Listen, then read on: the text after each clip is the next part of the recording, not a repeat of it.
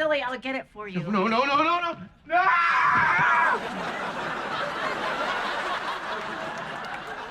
What's going on? Allison, I'm not gonna lie to you. I'm having several extramarital affairs. No, it's just gonna break your heart. I'm nailing all your friends. Daughter tracker? It's not what it sounds like. It tracks prostitutes. And every prostitute is someone's daughter.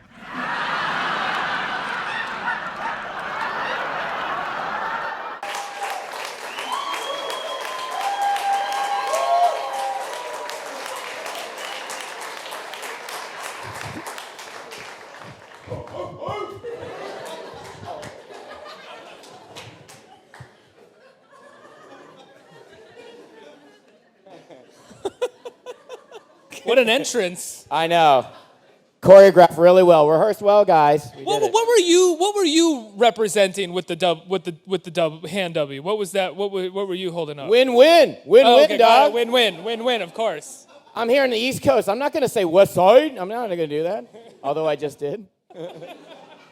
Ken, thanks so much for being here. Congratulations on your show, Thank your you guys own very show. much. Thank you so much. Thank you guys so much for being here.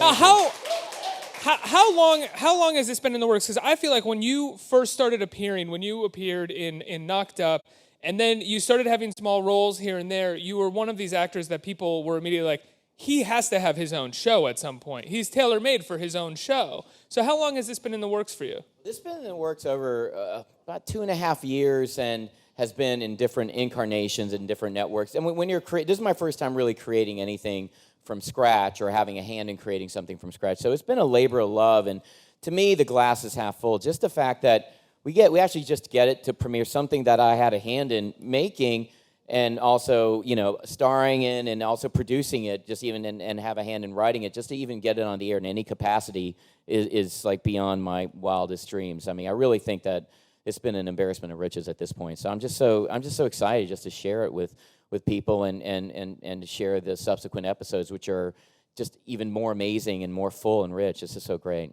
Absolutely. Now, you are an MD. You were a doctor before. Which you means started Mac Daddy. That's right. Win-win. And you, you started doing stand-up while you were a doctor. When you started doing stand-up, was that with the focus of hopefully being able to shift out of being a doctor and into entertainment, or was that just something that was an outlet for you? I mean, I think subconsciously, yeah. I mean, I think there was always that dream of like, well, it would be nice to.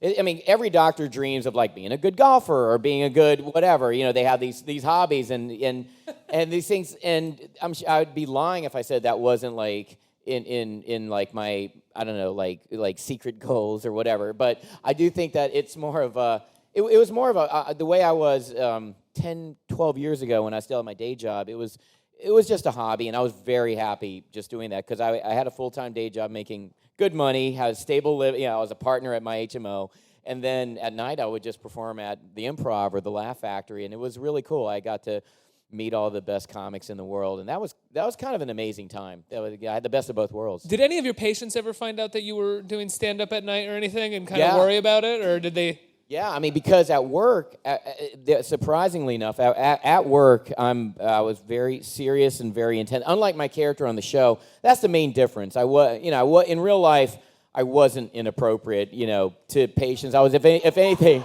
Yeah, I mean, I didn't jump out naked in a clinic room or something, but really, I was actually a very serious, intense doctor, and to the point of like, he's really intense, and I. So kind of like your character in Knocked Up, right? Kind of like my character in Knocked Up. Yeah, that's a little bit darker version of that, but absolutely. So when some patients found out that I started doing some comedy at the clubs, they were.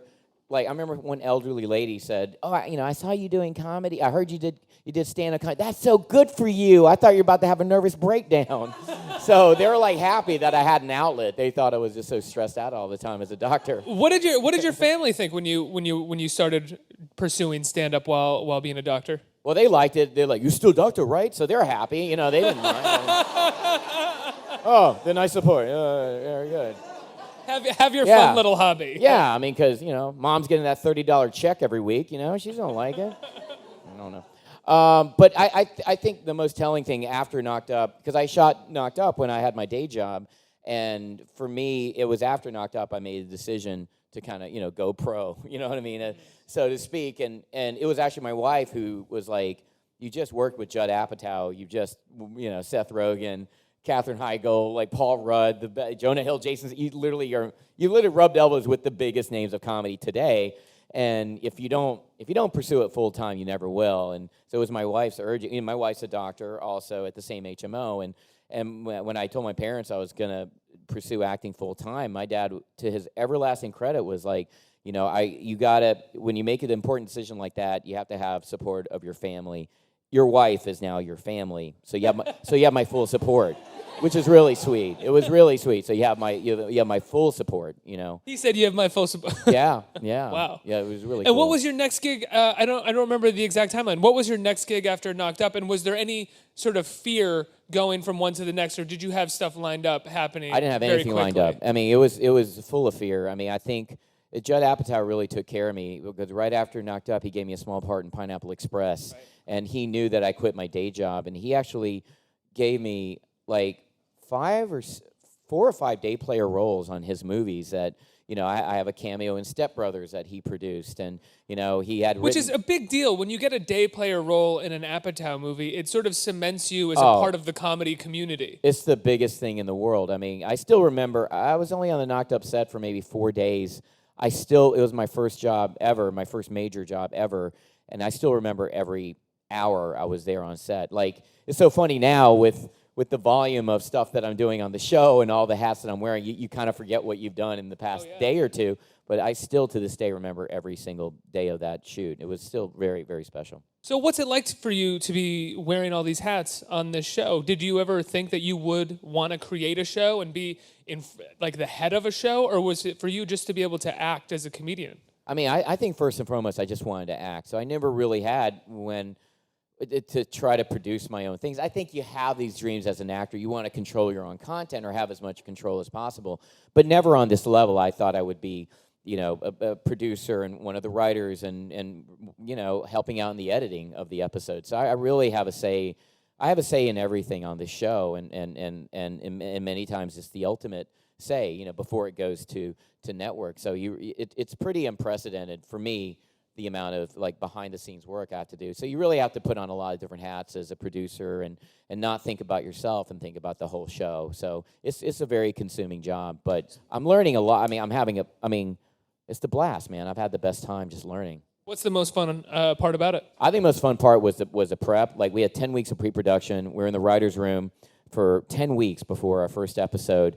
And this is after the pilot got made. So no one has seen these episodes. What you guys will see tomorrow is a pilot that's been in development for at least 2 years. But for me, the most fun is after the pilot. That second week, man, it just, to me, that's what, you really see where these characters are going. And we had 10 weeks to really discuss my life. But my wife would actually hang out with the writers for a few hours and talk about her perspective of me and our marriage and our kids. And I would have buddies of mine from work that at the HMO where I worked at, he would talk to the writers about his perspective of me, his work, how he views medicine. So it's really the writers now, we have 12 writers strong that really understand me and not only my comedic voice, but kind of my life, of which we can platform off of. That prep's been amazing. This is a really personal show for you. I mean, Very. It's rare that I think people would say that a sitcom is personal for someone, Absolutely. but this sounds actually quite personal for you. We met at Sundance promoting my good friend Jennifer Pong's movie Advantageous, and is a very personal project for her.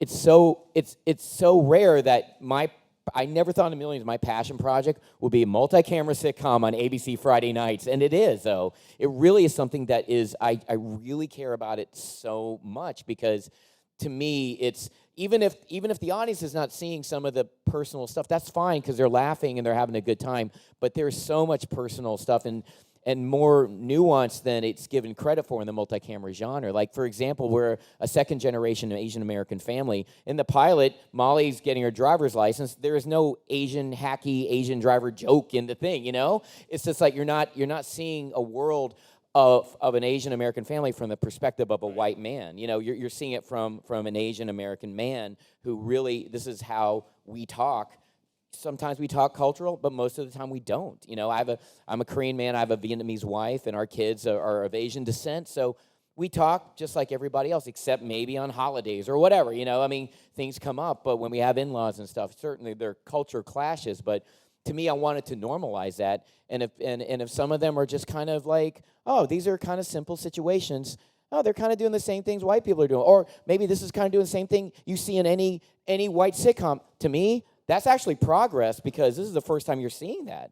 So not even fresh off the butt. We're not making any statement on it, which is the statement. You know what I mean? It's a heady concept that I don't expect people to understand necessarily, but it's something that I really get off on. You know? It shouldn't necessarily be a heady concept, though. You know, it should just be the norm. Hopefully, it's leading us there. You want that to be the norm, exactly. Yeah. And now we're really getting our sea legs, and it's a lot of fun. And now everything's kind of, the actors are getting to know their characters more. I know the show more, and I know the tone even more, and I know what the show's all about now, which is great. You briefly mentioned Advantageous. I just want to say before we move on, a very cool movie that Ken is in. Very cool movie. You should check it out if you have not seen it. It's a small independent film, but very, very cool. One of the best films I've film. ever been a part of. Yeah, really. I was so happy to talk to you guys about that at Sundance when I met up with you. Going back to Dr. Ken, you're talking about how personal it is. Has there been anything that you didn't want to divulge, or that you did divulge on the show, but maybe was sort of a little too close to home?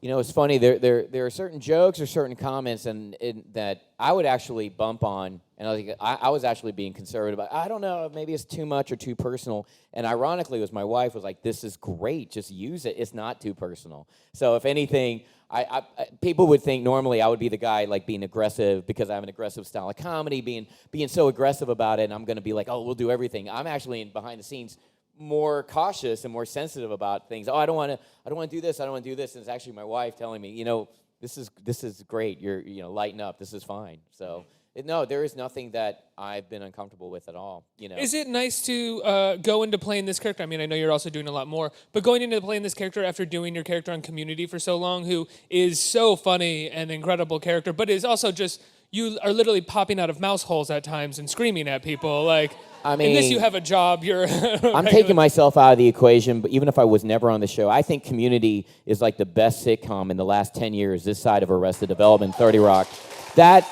Those guys are family to me. I would not have my own show if it wasn't for Community. I learned so much on that show.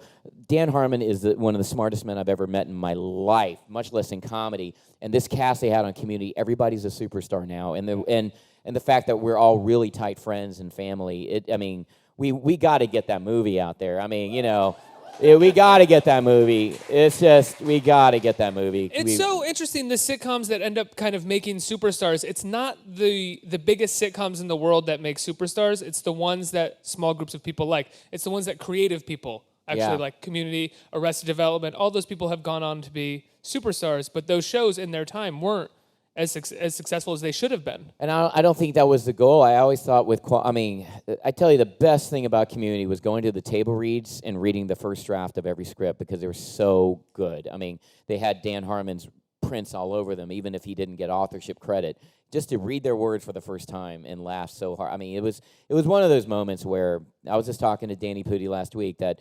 it's just a moment that we'll always be a part of, we'll always be linked to, and it's one of, you know, that and The Hangover are just seminal moments for me. Those guys, both entities in TV and film, have informed me of what I'm doing now. You know, it really has. Yeah. I'm sure you've answered it before, but I'm curious. What was that season of Community like without Dan? What was that like for you guys? You know, it was difficult because you don't have the creator there. I mean, to me, the star of the show of Community was Dan Harmon. That's his world. That's his universe. That's his writing.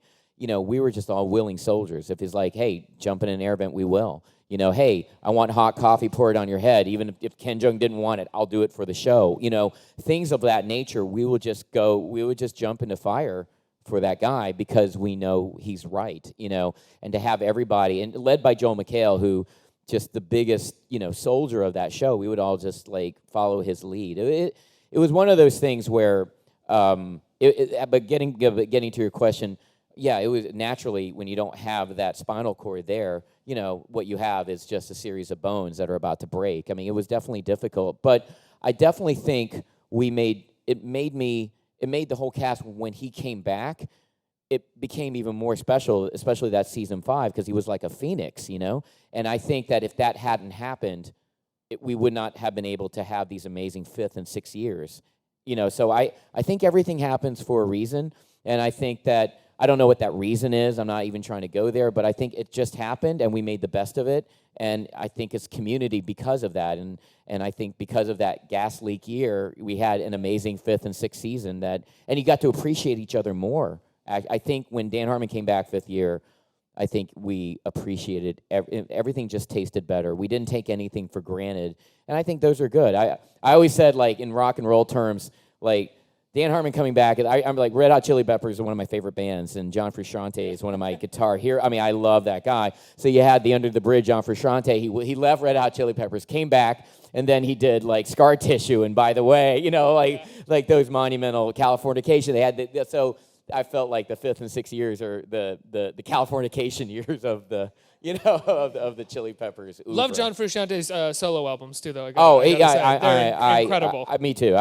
He's got the best voice, and he's one of the best guitarists in history. You know. Just turned this interview with Dr. I know. I didn't know where. I didn't know the conversation. Yeah, I didn't know this is a spin interview right now.